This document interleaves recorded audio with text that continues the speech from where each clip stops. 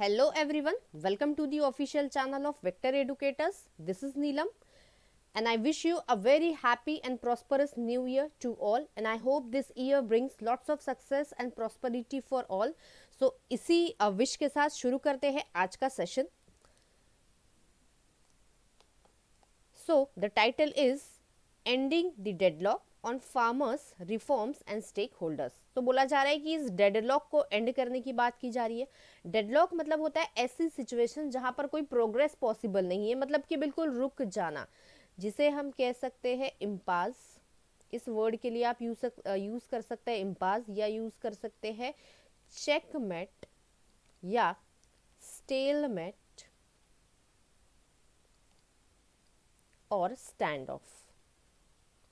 सो ये सारे सिनोनिम्स होंगे डेडलॉक के. ऐसी सिचुएशन जिसमें कोई प्रोग्रेस पॉसिबल नहीं है, ऐसी सिचुएशन जहां फंस जाए तो निकलना मुश्किल होता है, इसे हम कहते हैं डेडलॉक. सो इस डेडलॉक को एंड करने की बात की जा रही है. एंड ये बात किस पर की जा रही है? जो फार्मर्स है, जो कि काफ़ी दिनों से आंदोलन कर रहे हैं रिफॉर्म्स के लिए, जो भी गवर्नमेंट ने रिफॉर्म्स लाए हैं, रूल्स लाए हैं, नियम लाए हैं, उस पर ये प्रोटेस्ट कर रहे हैं. सो आगे बात करते हैं. Reforms however necessary cannot be done without consultation with the stakeholders. And ये जो रिफॉर्म्स है, ये जो चेंजेस है, ये विदाउट कंसल्टेशन, मतलब ये जो स्टेक होल्डर्स है, इनके कंसल्टेशन के बिना ये रिफॉर्म्स नहीं लाए जा सकते.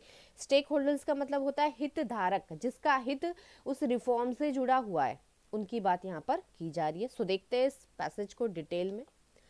Farmers protesting against 3 agriculture reform laws and on related issues have reached a partial agreement with the center on Wednesday.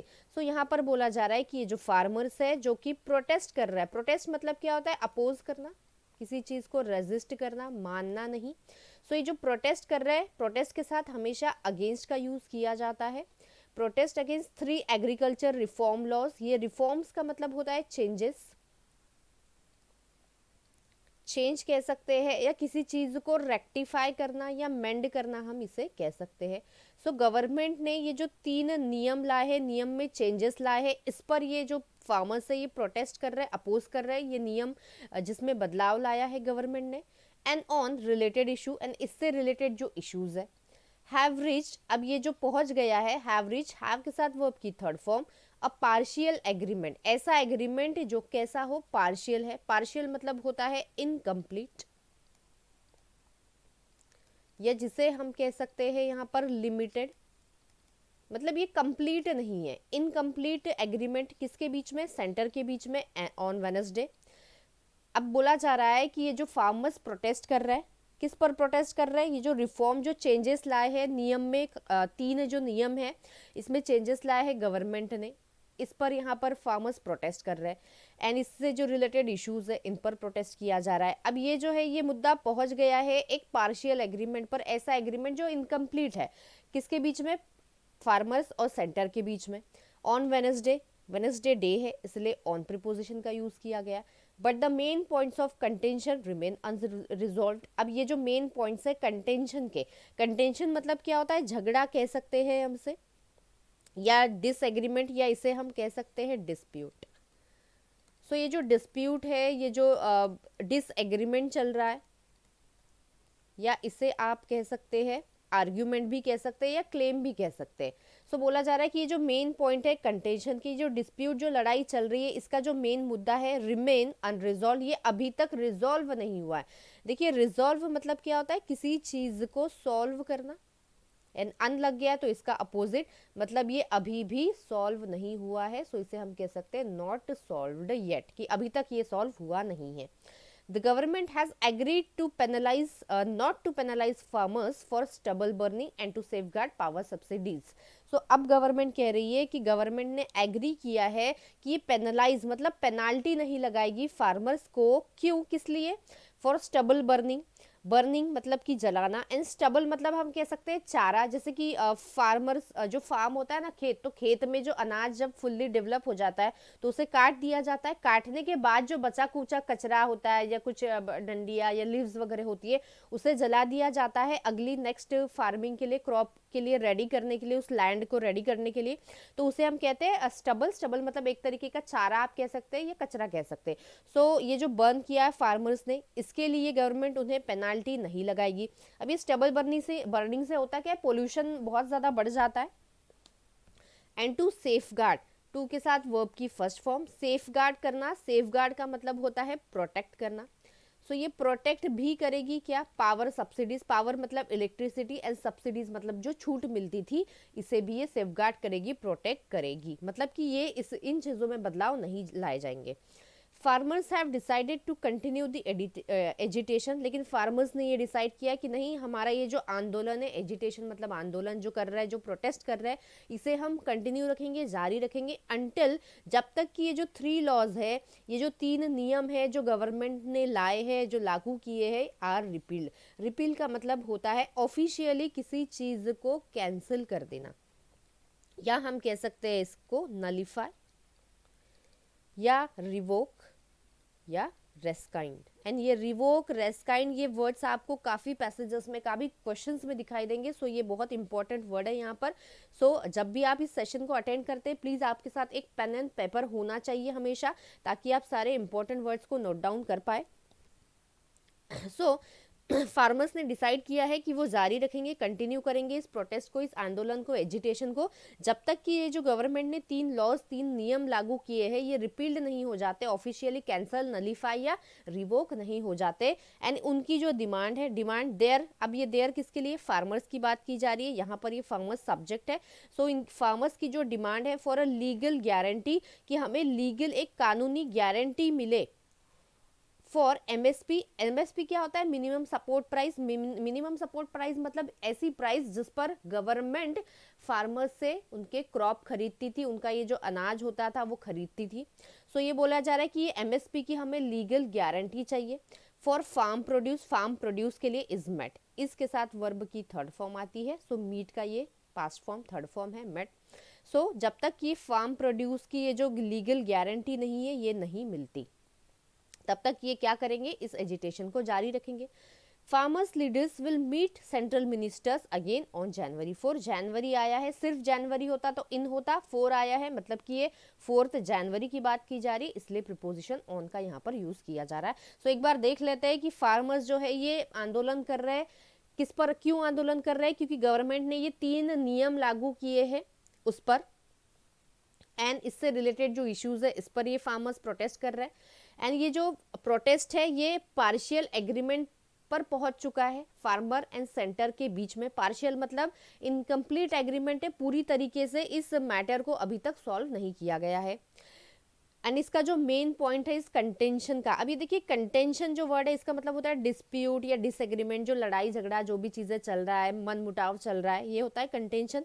And इस कंटेंशन वर्ड से एक ईडियम भी आता है, एंड इस ईडियम को कहा जाता है बोन ऑफ कंटेंशन। आपने सुना होगा bone of contention. And bone of contention का मतलब होता है झगड़े का कारण, कि किसी भी झगड़े का जो रीजन होता है उसे हम कहते हैं बोन ऑफ कंटेंशन।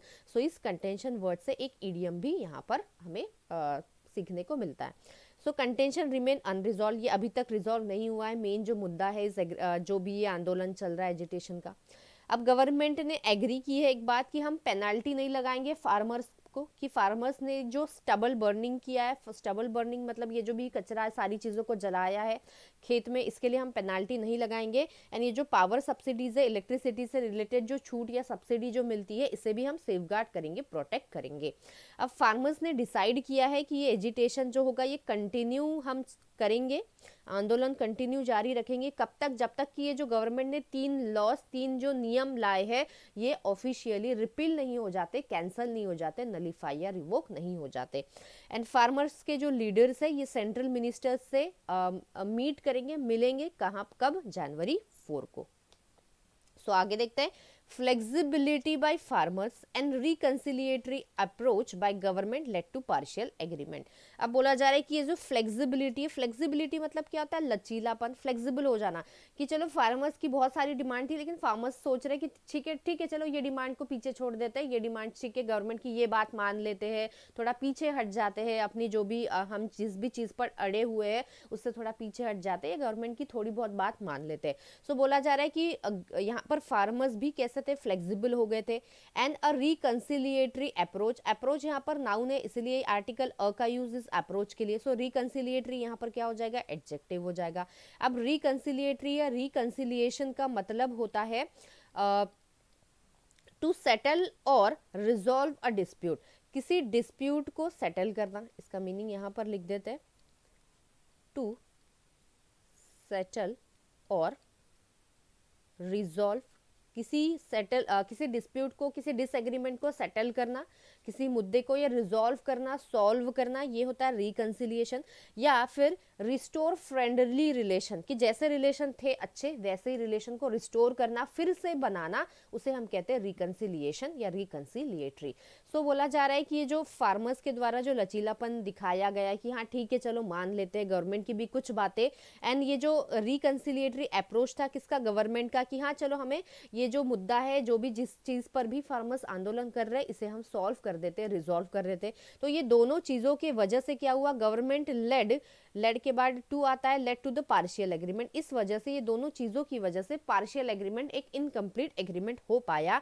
लेकिन ये जो कोर का मतलब होता है मेन जो मुद्दा था, मेन जो कंसर्न्स थे, जो मेन जो चिंताएं थी फार्मर्स की रिगार्डिंग द लॉज, इस लॉज के related to and the MSP minimum support price के रिलेशन में are not amenable to easy solution.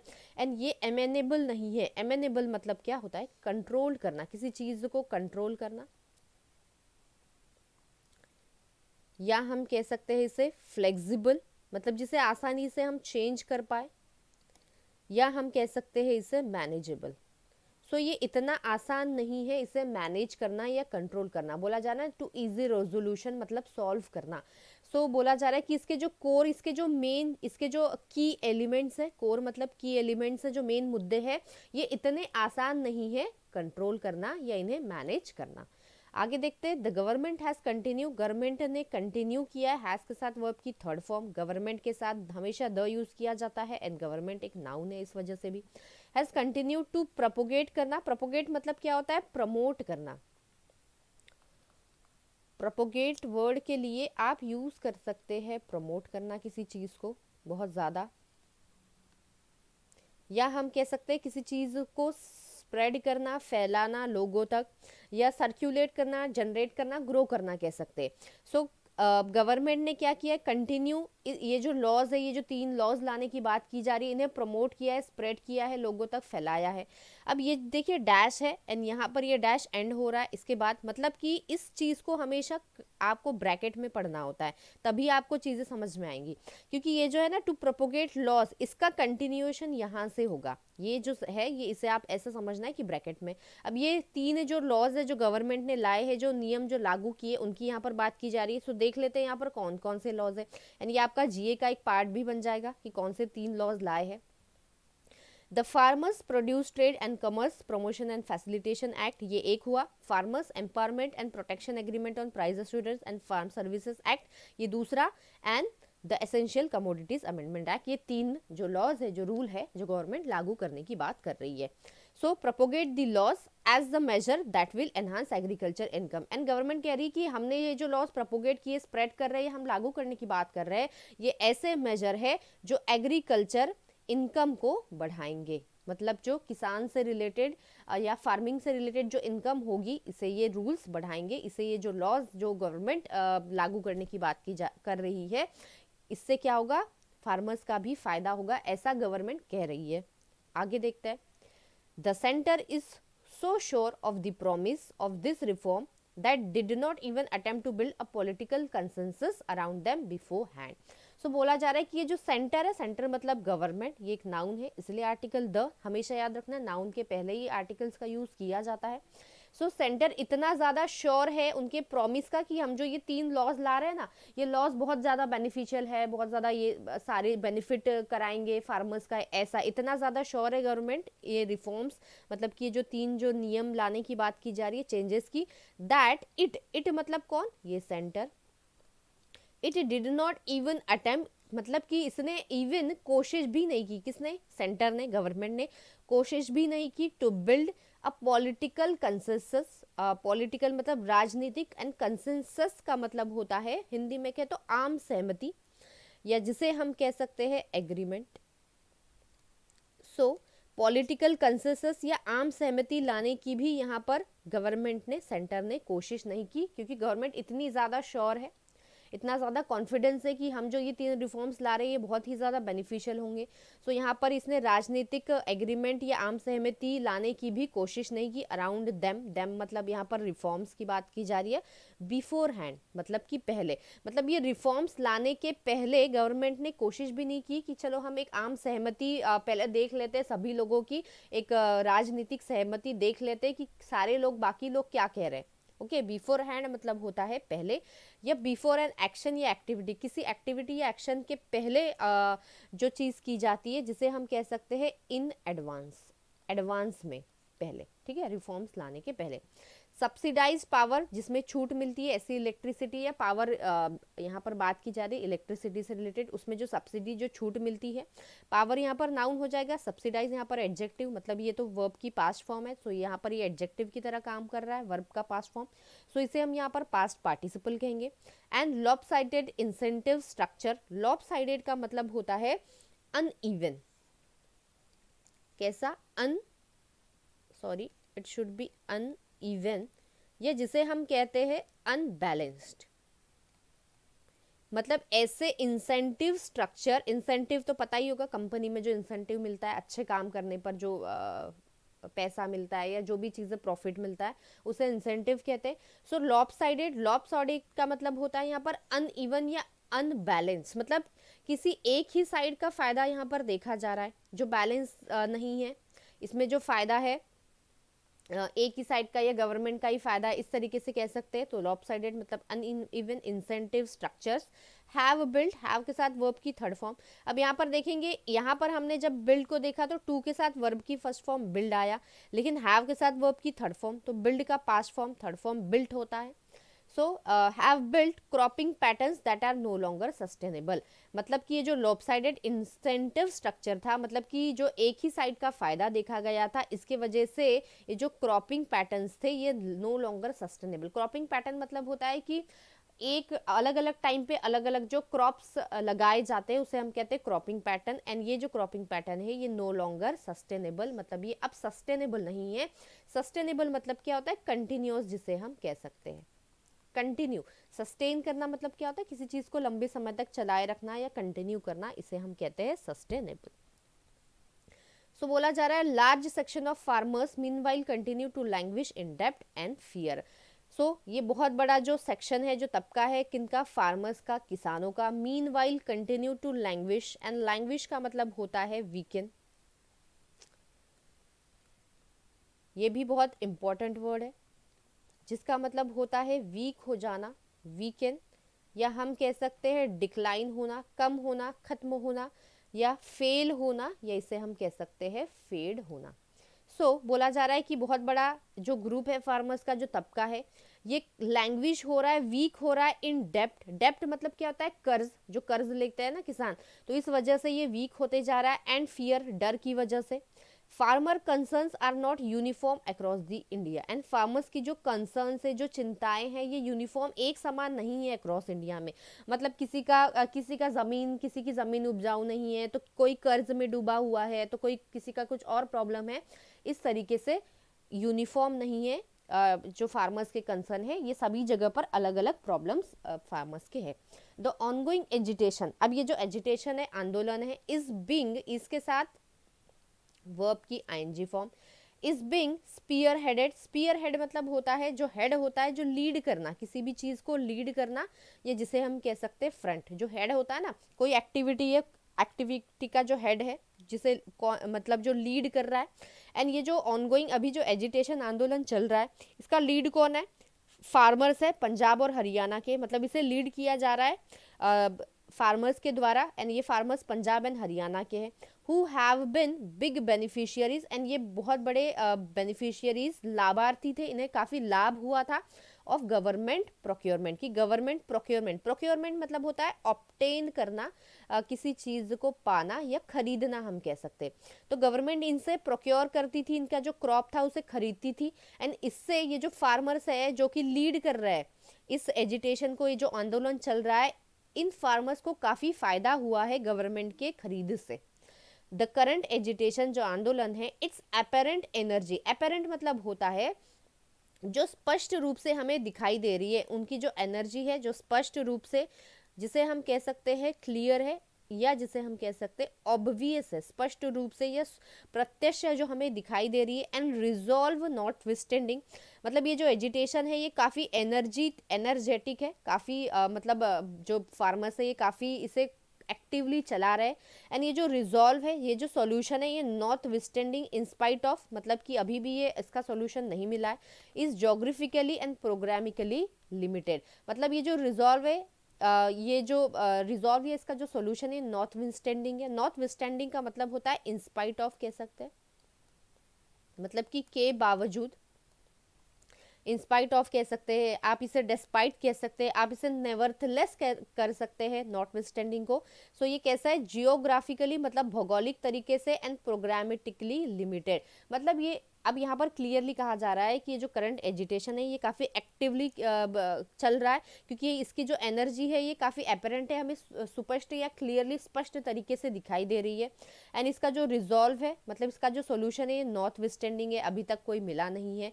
And ये कैसा है, ये जो आंदोलन है, इज मतलब इस एजिटेशन, यहाँ पर ये एजिटेशन सब्जेक्ट है, इस सब्जेक्ट के लिए यहाँ पर ये इसका यूज़ किया गया है कि ये भौगोलिक तरीके से, एंड इसकी जो प्रोग्रामिंग है, मतलब इसे जो प्रोग्राम किया जाया है, इसकी जो प्लानिंग की जा रही है, ये की गई है, ये काफ़ी लिमिटेड है, मतलब सही तरीके से इस एजिटेशन को प्रोग्राम नहीं किया गया है।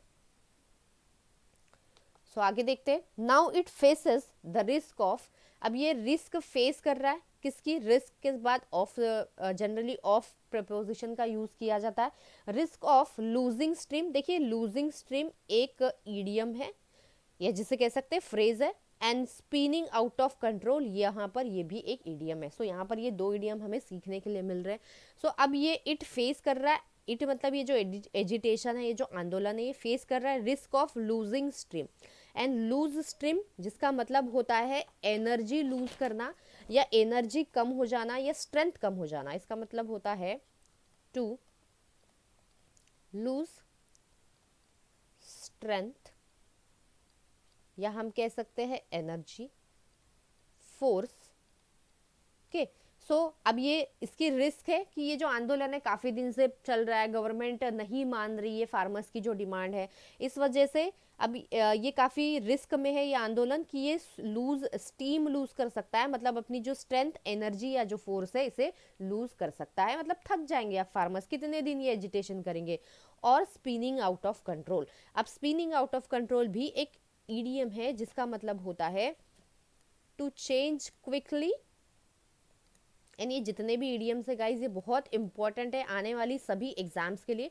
To change quickly and in uncontrolled way, uncontrolled तरीके से चेंज होना, इसे हम कहते हैं spin out of control. And मैं आज काफ़ी बड़े बड़े मतलब हैंड राइटिंग में ये लिख रही हूँ सारी चीज़ें, क्योंकि ये दिखाई नहीं देती है इसलिए। सो स्पिनिंग आउट ऑफ कंट्रोल मतलब कि काफ़ी जल्दी से चेंज होना, या अनकंट्रोल तरीके से, ऐसा तरीका जिसे हम कंट्रोल नहीं कर सकते।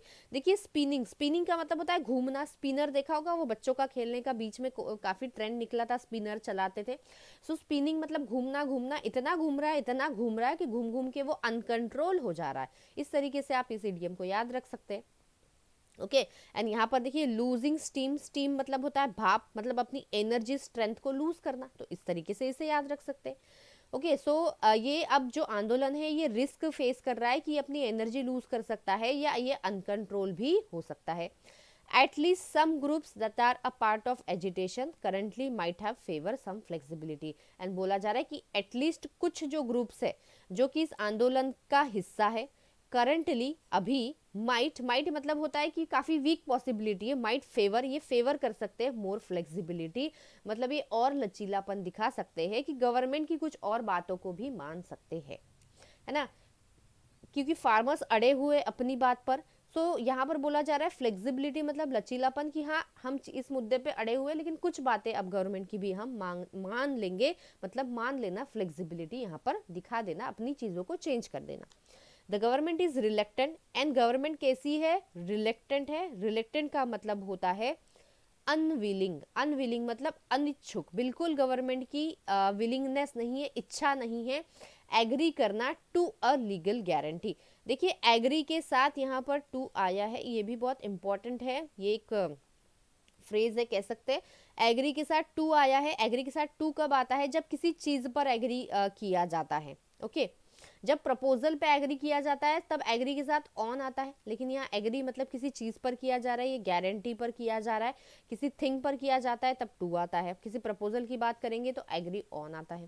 सो यहाँ पर रिलेक्टेंट है, बिल्कुल अनविलिंग है, अनिच्छुक है government to agree to a legal guarantee of MSP, मतलब गवर्नमेंट बिल्कुल भी यहाँ पर लीगल गारंटी नहीं देना चाहती है एमएसपी की, बिकॉज ये जो डिमांड है इज अनरिलेटेड, ये बिल्कुल रिलेटेड नहीं है। किससे रिलेटेड नहीं है? लॉज को। कौन से लॉज? जो 3 लॉज, 3 जो लॉज गवर्नमेंट ने लागू करने की बात की है या लागू किए इन डिमांड से, सॉरी इन रूल से, ये जो डिमांड है एमएसपी की फार्मर्स की, ये बिल्कुल रिलेटेड नहीं है। The government is also hopping, and government ये भी होप कर रही है, आशा कर रही है, टू टायर आउट अगेन एक फ्रेजल वर्ब है जिसका मतलब होता है to feel someone tired, to make someone feel tired बोल सकते हैं। यहाँ पर मैं सिर्फ लिख देती हूँ फील वेरी टायर्ड, या किसी को टायर्ड फील करवाना। अब टायर्ड फील करवाना मतलब क्या होगा कि गवर्नमेंट अगर किसानों की बात मानेंगी ही नहीं, बिल्कुल नहीं मानेगी, तो आखिरी में होगा क्या कि जो फार्मर्स होंगे ये थक जाएंगे, थक कर बैठ जाएंगे। तो टायर फील करवाना चाहती है एजिटेटर्स को, जो एजिटेट कर रहे हैं उन किसानों को। Finding a way out, way out का मतलब यहाँ पर होता है सोल्यूशन, सोल्यूशन फाइंड करना। So solution will be better for both side, and ये दोनों साइड्स के लिए काफ़ी अच्छा होगा कि अगर इसका कोई सोल्यूशन फाइंड किया जाए। दो हालांकि a completely satisfactory resolution, resolution मतलब भी सोल्यूशन ही बोला जा रहा है, कि सेटिस्फैक्ट्री ऐसा सोल्यूशन जो सेटिस्फैक्ट्री हो, सभी को सेटिस्फैक्शन मिले ऑफ ऑल दी इशू, सभी जो इश्यूज है raised by the farmer, farmer जो रेज कर रहे हैं, जिनकी डिमांड कर रहे हैं, is not possible immediately, and ये अभी की कंडीशन में पॉसिबल नहीं है कि गवर्नमेंट जितने भी इशू रेस कर रहे हैं या डिमांड कर रहे हैं, इस डिमांड को फुलफिल करना अभी पॉसिबल नहीं है। द गवर्नमेंट मस्ट रीएश्योर, ये आश्वासन दे गवर्नमेंट, देम मतलब किन्हें? इन किसानों को गवर्नमेंट आश्वासन दे, हाँ, कि हम that the honest efforts, efforts noun हो जाएगा, ऑनेस्ट मतलब यहाँ पर एडजेक्टिव, ऑनेस्ट मतलब आपको पता ही होगा कि ऑनेस्ट एफर्ट्स विल कंटिन्यू, ये कंटिन्यू करेंगे टू एड्रेस, एड्रेस का मतलब होता है स्पीक टू, या बात करना या सॉल्व करना, address them even if the protest are formally ended for now. So यहाँ पर बोला जा रहा है कि गवर्नमेंट ने फार्मर्स को आश्वासन देना चाहिए कि अगर ये जो फार्मर्स है ये अपना आंदोलन यहाँ पर खत्म भी कर देते हैं, लेकिन फिर भी गवर्नमेंट कोशिश करेगी उनसे बात करने की, उनके फ़ायदे की बात करने की, या उनके लिए जो भी चीज़ें हैं वो सारी चीज़ों में इम्प्रूवमेंट लाने की। सो एक बार इस पैसेज का जिस्ट देख लेते हैं। सो बोला जा रहा है कि क्योंकि अब ये आंदोलन है, ये अपनी एनर्जी या वाइटिलिटी या स्ट्रेंथ को लूज कर रहा है, क्योंकि फार्मर्स भी थक रहे हैं इतने दिन से ये जो प्रोटेस्ट आंदोलन कर रहे हैं इस वजह से, एंड ये जो आंदोलन है ये अनकंट्रोल भी हो सकता है, मतलब स्पिनिंग आउट ऑफ कंट्रोल मतलब अनकंट्रोल तरीके से भी हो सकता है। अब बोला जा रहा है कि एटलीस्ट जो कुछ ग्रुप है जो कि एजिटेशन कर रहे हैं फार्मर के, ये और फ्लेक्सिबिलिटी, लचीलापन फ्लेवर कर सकते हैं, मतलब कुछ और गवर्नमेंट की बात को मान सकते हैं, एंड गवर्नमेंट यहाँ पर बिल्कुल भी इच्छुक नहीं है फार्मर्स की डिमांड जो है एमएसपी से रिलेटेड इसको मानने के लिए, बिकॉज ये जो डिमांड है एमएसपी की ये बिल्कुल अनरिलेटेड है, जो कि गवर्नमेंट ने 3 लॉज लाए हैं उससे बिल्कुल अनरिलेटेड है। द गवर्नमेंट जो होप कर रही है अभी कि ये जो एजिटेटर्स है ये टायर आउट हो जाएंगे, थक के बैठ जाएंगे, ऐसी आशा गवर्नमेंट कर रही है कि हम कुछ और दिन दे दे तो बेचारे ये जो फार्मर्स है ये थक कर बैठ जाएंगे, फिर कुछ करने की ज़रूरत ही नहीं होगी।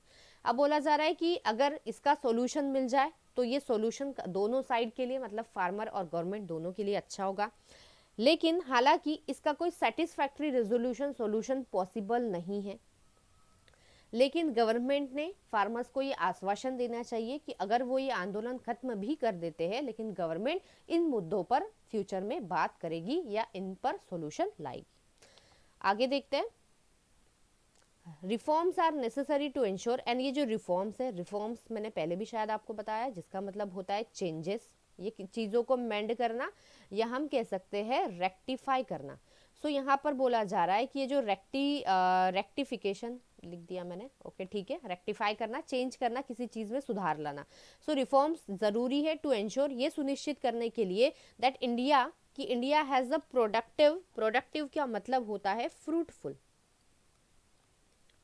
फ्रूटफुल या जिससे लाभ मिले। सो फ्रूटफुल या जिसे हम हिंदी में उपजाऊ कहते हैं। सस्टेनेबल मतलब दीर्घकालिक, लंबे समय तक, जिसे हम कह सकते हैं कंटिन्यूअस, लंबे समय तक चलना। एंड रेम्यूनरेटिव एग्रीकल्चर सेक्टर कैसा होगा, रेम्यूनरेटिव होगा, जिसका मतलब होता है, इसे हम यहाँ पर लिख देते हैं बेनिफिशियल, मतलब कि लाभप्रद या लाभकारी, बेनिफिशियल या प्रॉफिटेबल। सो बोला जा रहा है कि ये जो रिफॉर्म्स है, ये चेंजेस बहुत ज़रूरी है ये सुनिश्चित करने के लिए कि इंडिया हैज़ प्रोडक्टिव मतलब कि फ्रूटफुल, कंटिन्यूअस एंड रेम्यूनरेटिव मतलब बेनिफिशियल एग्रीकल्चर सेक्टर के लिए, मतलब ये जो 3 रिफॉर्म है ये बहुत ज़रूरी है। वाइल मतलब यद्यपि सारे ये जो स्टेक होल्डर्स है, स्टेक होल्डर मतलब क्या होता है, ये भी वर्ड आपको काफी पैसेजेस में, क्वेश्चंस में दिखाई देता है। स्टेक होल्डर मतलब हित धारक होता है, हित धारक मतलब जिसका हित जुड़ा हो।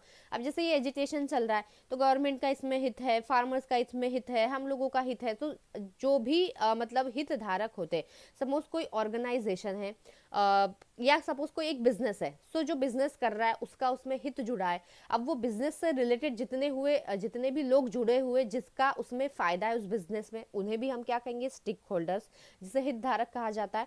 सो वाइल यद्यपि सारे जो स्टेक होल्डर्स है अपीयर टू एग्री, ये एग्री कर रहे हैं ऑन दिस प्रिंसिपल, इस प्रिंसिपल पर, इस मुद्दे पर एग्री कर रहे हैं। यहाँ पर देखिए प्रिंसिपल की जब बात की तब एग्री के साथ ऑन आ गया। दे डाइवर्ज, लेकिन बोला जा रहा है दे डाइवर्ज का मतलब होता है डिवाइड होना, ओके या जिसे हम कह सकते हैं स्प्लिट होना, अलग अलग होना। लेकिन they diverge on questions of detail, लेकिन जो क्वेश्चन है डिटेल की कि हाँ हमें डिटेल दीजिए, ये क्या होगा, क्या चेंजेस आएंगे, क्या फुलफिल की जाएगी, इस पर ये डाइवर्ज करते हैं, स्प्लिट होते हैं। एंड ये दे किसके लिए, इन स्टेक होल्डर्स के लिए। यहाँ पर ये जो दे यूज किया गया है प्रोनाउन, इसका जो सब्जेक्ट है नाउन है, ये स्टेक होल्डर है। सो बोला जा रहा है कि सारे जो स्टेक होल्डर है, जो हित धारक है, इससे रिलेटेड, ये मुद्दे से रिलेटेड, ये इशू से रिलेटेड, ये इस प्रिंसिपल पर एग्री तो हो रहे हैं, है ना। क्या प्रिंसिपल की ये जो है कि ये जो चेंजेस है, रिफॉर्म, ये जरूरी है ताकि एक हमें फ्रूटफुल, कंटिन्यूअस और एक बेनिफिशियल एग्रीकल्चर सेक्टर मिले, लेकिन वो डाइवर्ज होते हैं, स्प्लिट होते हैं क्वेश्चंस ऑफ डिटेल पे, कि अलग अलग ये जो स्टेक होल्डर है इनके बहुत सारे क्वेश्चंस है इसकी डिटेल पर, कि ये जो रिफॉर्म्स है ये कैसे आएंगे, कब आएंगे, जो भी सारी चीजें। The reports of national commission की जो रिपोर्ट है किस पर, फार्मर्स पर। चेयर्ड मतलब ये जो नेशनल कमीशन है इसके जो हेड है, ये चेयर्ड किया जाता है किसके द्वारा, प्रोफेसर MS स्वामीनाथन के द्वारा। एंड द गवर्नमेंट की जो कमिटीज है have suggested solution, and government की जो कमिटीज है, जो ग्रुप्स है, उन्होंने भी यहाँ पर सॉल्यूशंस दिए हैं, सजेस्ट किए हैं। The centre must engage, and ये सेंटर एंगेज करे, शामिल करे विद द फार्मर्स, मतलब सेंटर को फार्मर्स के साथ शामिल होना चाहिए, मिलकर बात करनी चाहिए किस पर, एंड पॉलिटिकल पार्टीज के साथ भी, एंड स्टेट्स राज्यों के साथ, ऑन द इकोनॉमिक मतलब आर्थिक, एंड एनवायरमेंटल मतलब पर्यावरण से रिलेटेड जो इश्यूज जो कि स्टेक पर है, स्टेक मतलब होता है एट रिस्क, जो कि रिस्क पर है। मतलब बोला जा रहा है कि जो सेंटर है, गवर्नमेंट है, ये फार्मर्स के साथ, फार्मर्स को भी एंगेज करे, शामिल करे, पॉलिटिकल पार्टीज को भी शामिल करे, राज्यों को भी शामिल करे, किस पर, इकोनॉमिक मतलब कि आर्थिक और एनवायरमेंटल इश्यूज जो चल रहे हैं, जो कि रिस्क पर है, इन पर बात करे, सभी लोगों को शामिल करके, मतलब यहाँ पर सभी से सजेशन या राय ली जाए। That is the best route, and ये सबसे अच्छा रूट होगा, ये रूट नाउन हो जाएगा। बेस्ट यहाँ पर एडजेक्टिव है, सुपरलेटिव डिग्री का एडजेक्टिव है, इसलिए आर्टिकल द का यूज किया गया है। एंड ये सबसे अच्छा रास्ता होगा टू अ इफेक्टिव रिफॉर्म, ऐसे चेंजेस जो इफेक्टिव होंगे। एक बार देख लेते हैं, बोला जा रहा है कि रिफॉर्म जो है, चेंजेस बहुत जरूरी है ताकि एक लाभप्रद, दीर्घकालिक और एक लाभकारी एग्रीकल्चर सेक्टर हमें मिले।